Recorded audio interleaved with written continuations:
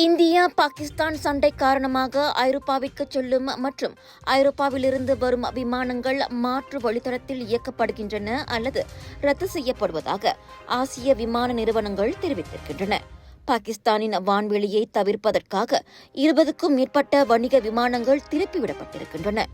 உள்ளூர் நேரப்படி இன்று காலை பாகிஸ்தானுக்கு செல்லும் அல்லது புறப்படும் 52 விமானங்களை விமான நிறுவனங்கள் ரத்து செய்ததாக பிளைட் ராடா 24 தெரிவித்திருக்கிறது.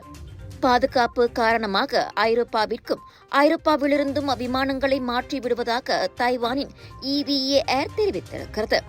இப்படி பல விமான நிறுவனங்கள் தங்களின் விமானங்களை ரத்து செய்தும் அல்லது வழித்தடத்தை மாற்றியும் இயக்கி வருவதாக கூறப்பட்டிருக்கிறது.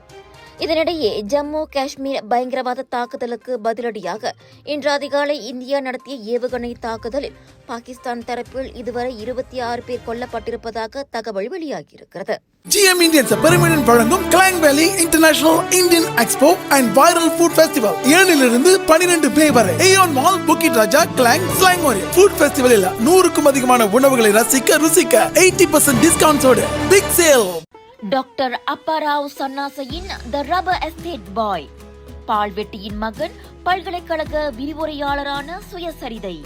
இவரின் மகள் டாக்டர் நிஷாந்தி அப்பாராவ் கைவண்ணத்தில் உருவான டிவினிட்டி இன் டைவர்சிட்டி 108 இந்து தெய்வங்களின் சுருக்க கதை.